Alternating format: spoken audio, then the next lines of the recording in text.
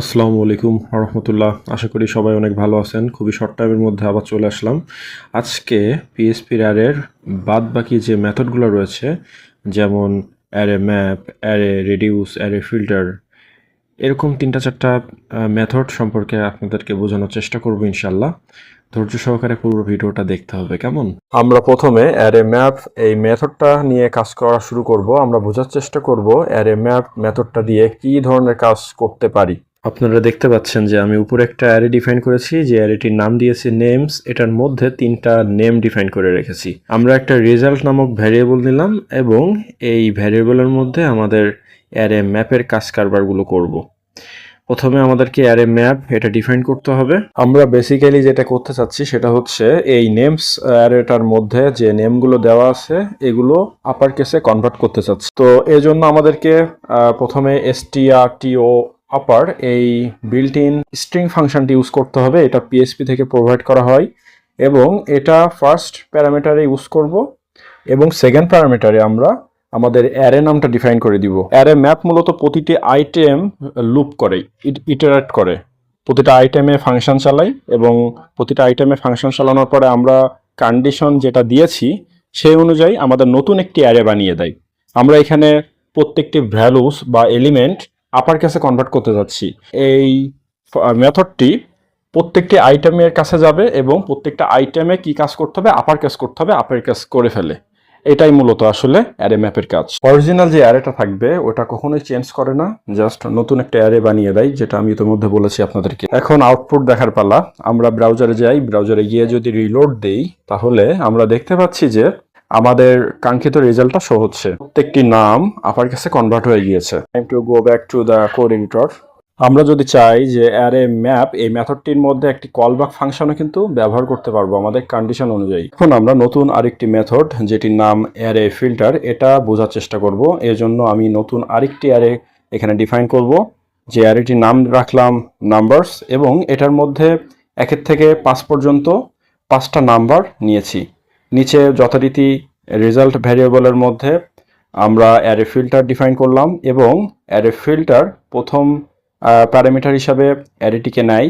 আমরা আমাদের array define করেছিলাম নাম্বারস বলে, সেটা এখানে ডিফাইন করলাম এবং সেকেন্ড প্যারামিটারে আমাদের কাজ কারবারগুলো দিতে পারি, আমাদের কন্ডিশনটা দিতে পারি আমাদের নিড অনুযায়ী। এখানে আমরা একটা কলব্যাক ফাংশন ডিফাইন করব। কলব্যাক ফাংশন ডিফাইন করা খুবই সহজ। একটা ফাংশন লিখতে হবে, দেন এর একটা প্যারামিটারে প্রত্যেকটা আইটেম নিতে হবে, যে আইটেমগুলো আমাদের অ্যারে থেকে আসবে এবং সেকেন্ড ব্র্যাকেট শুরু করতে হবে। সেকেন্ড ব্র্যাকেটের মধ্যে বেসিক্যালি আমাদের যে কন্ডিশন এটা রিটার্ন করতে হবে।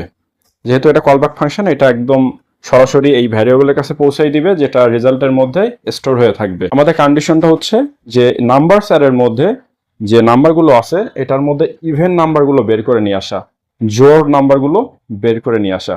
আমরা সেটা খুব সহজে করতে পারি। আমরা এখানে যেটা করেছি, আমরা সবাই জানি যে কোনো একটি নাম্বারকে 2 দিয়ে ভাগ করলে ভাগশেষ যদি 0 হয় তাহলে সেটিকে জোড় নাম্বার হিসাবে বিবেচনা করতে পারি।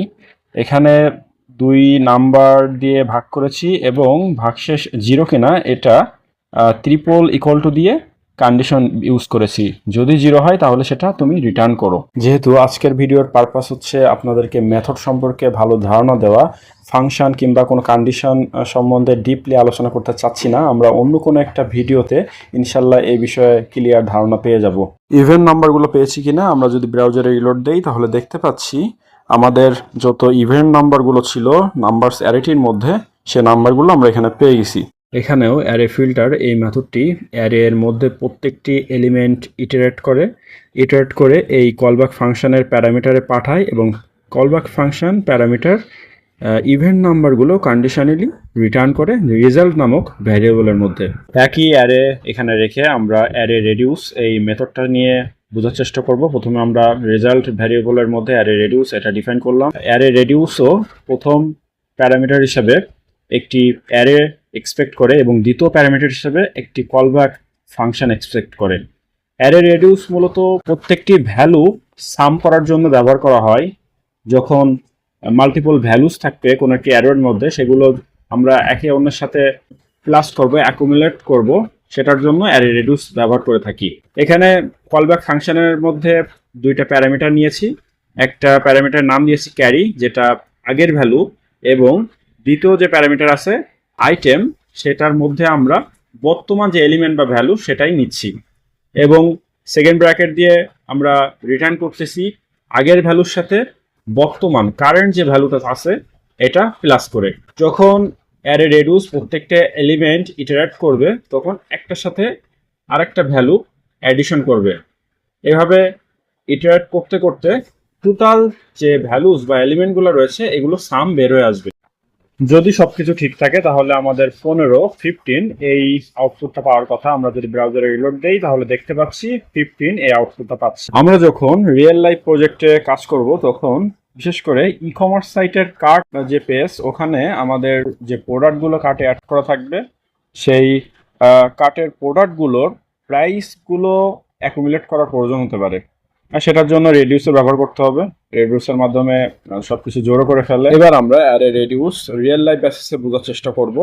উপরে আমরা কার্ট নামক একটি অ্যারে নিয়েছি এবং এই অ্যারের মধ্যে প্রোডাক্টের নাম এবং প্রাইস ইনক্লুড করে রাখা। আমাদের টার্গেট হচ্ছে এই কার্ট অ্যারেটির মধ্য থেকে প্রাইস গুলো অ্যাকুমুলেট করা, সাম করা। টাইম সেভ করার জন্য আমি আগের থেকে কোডগুলো লিখে রেখেছি, আপনাদেরকে বুঝিয়ে দিলে আপনারা বুঝবেন ইনশাল্লাহ। আমি অ্যারে রেডিউসের মধ্যে প্রথম প্যারামিটার হিসেবে কার্ট নামক অ্যারেটি নিলাম। দ্বিতীয় প্যারামিটার হিসেবে কলব্যাক ফাংশনটি ডিফাইন করলাম। কলব্যাক ফাংশনের মধ্যে প্রথম প্যারামিটারে ক্যারি রাখলাম, যেগুলো আগের এলিমেন্টগুলো নির্দেশ করে। দ্বিতীয় প্যারামিটার হিসেবে আইটেম রাখলাম, যেগুলো কারেন্ট এলিমেন্টকে নির্দেশ করে। নিচে আমি রিটার্ন করতেছি ক্যারি নামক যে প্যারামিটারটা আছে, যেটা আগের ভ্যালুগুলো আগের এলিমেন্টটা নির্দেশ করে। ওই এলিমেন্টের সাথে বর্তমান যে আইটেমগুলো আছে এই আইটেমগুলোর মধ্যে দুইটা করে ইন্ডেক্স ডিফাইন করা আছে, একটি হচ্ছে নেম এবং অপরটি হচ্ছে প্রাইস। আমাদের টার্গেট হচ্ছে প্রাইসগুলোকে সাম করা, এজন্য আমরা আইটেমের মধ্যে প্রাইস ইন্ডেক্সটা নিলাম।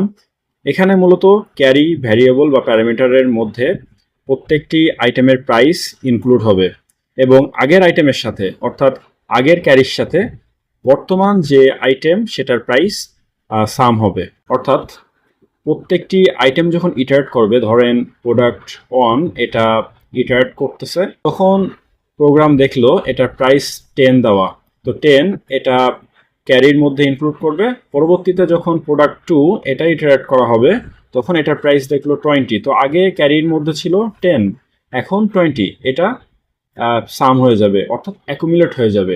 এভাবে মূলত অ্যারে রেডিউস কাজ করে থাকে। আমরা এখন আউটপুট দেখার চেষ্টা করব। আমরা ইকো দিয়ে আউটপুট দেখব। পিএসপি যেহেতু সার্ভার সাইড ল্যাঙ্গুয়েজ, ইকোর মাধ্যমে আমরা সার্ভারকে বলি যে তুমি ফ্রন্ট এন্ডে HTML আকারে আমাদের আউটপুটটা শো করাও। এই জন্য আমরা ইকো করে এখানে রেজাল্টটা দেখার চেষ্টা করি। আমরা যদি ব্রাউজারে আসি তাহলে আমরা দেখতে পাচ্ছি যে আমাদের কাঙ্ক্ষিত সাম এখানে সুন্দর মতো শো হচ্ছে। এটাই ছিল আজকের মতো আমাদের অ্যারে মেথড নিয়ে যাবতীয় কথাবার্তা। আগামী ভিডিওতে আপনাদেরকে নতুন কোনো একটা টপিক শেখানোর চেষ্টা করব। সে পর্যন্ত আপনারা অনেক ভালো থাকবেন, সুস্থ থাকবেন, আর অবশ্যই প্র্যাকটিসের মধ্যে থাকবেন।